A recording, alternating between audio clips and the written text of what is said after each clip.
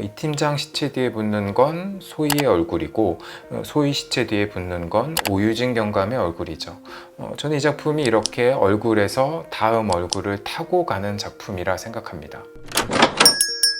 안녕하세요, 왁작가방입니다. 오늘 소개해드릴 건 정주리 감독 작품 다음 소희입니다. 컨텐츠는 스포일러가 있습니다. 특성화고등학교에 다니는 소희가 대기업 콜센터 하청에 현장 실습을 나가게 되죠. 그리고 그곳에서 부당한 대우와 노동 착취를 당하며 결국 자신의 존재 가치를 잃고 자살에 이릅니다. 이어 배두나 배우가 연기하는 오유진 형사가 이 자살 사건을 수사하며 이 사회 시스템 안에 박혀있는 얼굴 하나하나씩을 확인하는 이야기입니다. 제가 이 작품에서 주목하고 싶은 건 얼굴입니다. 주인공 소희를 포함하여 저는 이 작품이 누군가의 얼굴을 똑바로 바라보고 그 사람이 누구인지 또 무슨 일을 하고 있는지 확인하는 영화라 생각하기 때문입니다. 작품 안에서 제가 특별하게 느낀 몇 번의 클로즈업이 있습니다. 첫 번째는 소희를 보호하려고 노력했던 이 팀장이 이 차 안에서 번개탄을 피워 자살했을 때입니다. 이 작품은 연기에 지식된 팀장의 얼굴을 가리지 않고 직접 보여주는 쪽을 택하죠.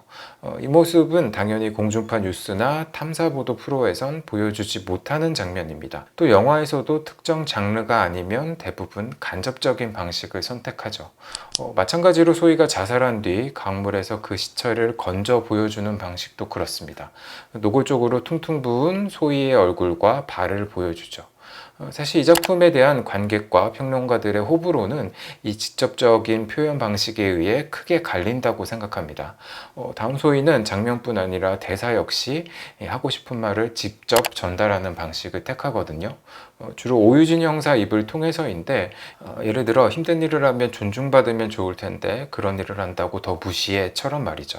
이와 같은 대사가 이 작품엔 꽤 됩니다.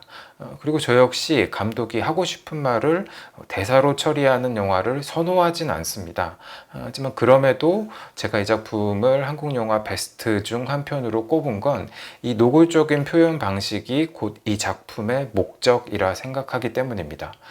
두 번째 이유는 위에 언급한 두 씬, 즉 두 시체 뒤에 붙는 얼굴 때문입니다.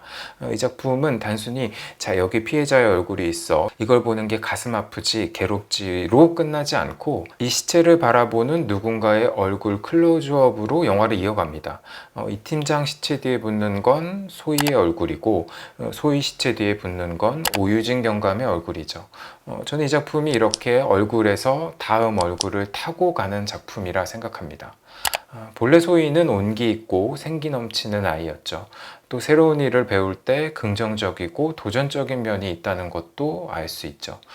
그리고 이 작품의 초반부터 중반까지는 이런 소희가 무너지는 단계를 보여줍니다.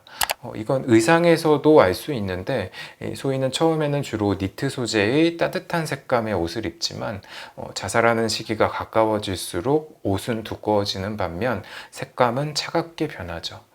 소희가 죽기 전까지 만나는 가족, 친구, 선생님, 회사의 동료와 선임은 소희의 변화를 알아차리고 관심을 줄 수 있던 사람들입니다. 그러기에 이 작품엔 이 주요 인물 모두가 소희와 마주보는 씬이 있습니다. 소희의 엄마의 경우는 소희와 밥을 같이 먹는 씬이 있는데 이 상황은 소희는 엄마를 보지만 엄마는 소희를 보지 않고 소희 뒤에 있는 텔레비전을 봅니다. 또 소희가 아무 말도 하지 않은 상황에선 지금 뭐라고 했어? 라고 묻죠. 그리고 시간이 지나 소희가 손목을 그은 뒤 나 회사 그만두면 안 될까? 라고 속에 있는 말을 했을 땐 못 들은 척을 하죠. 이 작품은 소희의 죽음 뒤에 오유진 경감이 등장하기까지 암전만 있을 뿐 1부와 2부를 나누진 않습니다. 아마도 감독은 이것을 하나의 이야기로 봐주길 바란 것 같습니다. 또 이 영화의 플롯은 정확히 반으로 접히는 구조도 아니죠. 왜냐하면 작품 속 오유진 경감은 처음엔 이 사건을 단순 자살 사건으로 처리하려 하기 때문입니다. 수사가 어느 정도 진행하고 나서 그녀는 슬슬 보고서 올릴 준비를 하자고 하면서 이 정도면 면피는 됐다고 하죠. 저는 이 설정도 이 작품의 주요한 부분이라 생각하는데, 오유진 경감은 처음부터 정의로운 사람이 아닙니다. 그녀 역시 시스템에 맞춰 움직이는 인물이고, 수사하는 과정에서 소위의 동료에게 제보를 받고 또 죽은 이 팀장의 아내를 찾아가는 단계를 거치면서 소위의 죽음에 관심을 가지게 됩니다. 그리고 이것은 관객이 이 작품을 보는 태도와 유사하죠. 오유진 경감이 학교건 기업이건 교육청이건 찾아갈 때마다 듣는 공통된 말이 있습니다. 바로 실적, 인센티브, 개인의 문제입니다. 모두가 실적표 앞에 서서 하소연하는 장면도 빼놓지 않죠. 여기서 주목해야 하는 건 개인이 시스템 안에 들어갈 땐 그 사람의 개성과 감정은 불필요한 것으로 여기며 제거하려 합니다.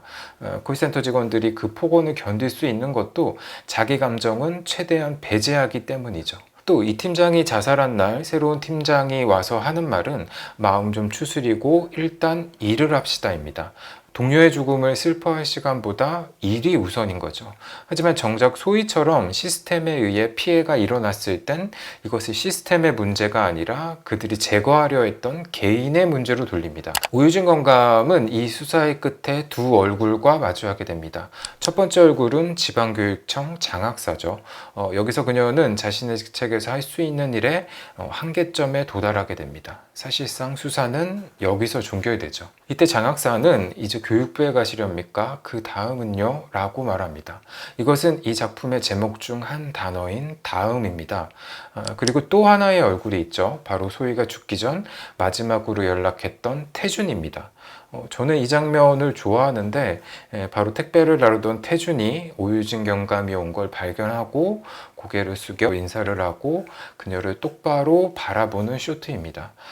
이 순간 여기 다음 소희가 있다는 걸 느낄 수 있죠. 사실 이 작품엔 이전 소희가 있었습니다. 바로 윤가희 배우가 연기한 소희의 선임 이지원인데 그녀는 폭언을 견디지 못하고 퇴사하고 소희가 그녀의 자리를 그대로 쓰게 됩니다. 이때 지원이 쓰던 소품 중 소희가 그대로 사용한 게 있는데 바로 거울입니다. 저는 이 작품이 가진 힘은 이 수많은 얼굴을 거쳐 결국 이 영화를 보고 있는 관객인 나를 돌아보고 확인하는 순간을 만든다는 겁니다. 마지막으로 제가 이 작품에서 가장 좋아하는 씬 이야기를 하고 마치겠습니다. 오유진 경감이 어느 순간 이 수사에 매달린 이유, 또 마지막 소희의 동영상을 보며 우는 이유는 소희에게 먼저 받은 마음이 있기 때문일 거라 생각합니다. 소희와 오경감은 우연히 만난 적이 있죠. 바로 연습실에 소희가 찾아갔을 때입니다. 이날은 소희가 야근을 하다가 친구들과의 약속에 나가지 못한 날이며 마지막 통화에서 성희롱을 당하기도 했죠. 또 이 다음 날은 이 팀장이 시체로 발견되는 날이기도 합니다.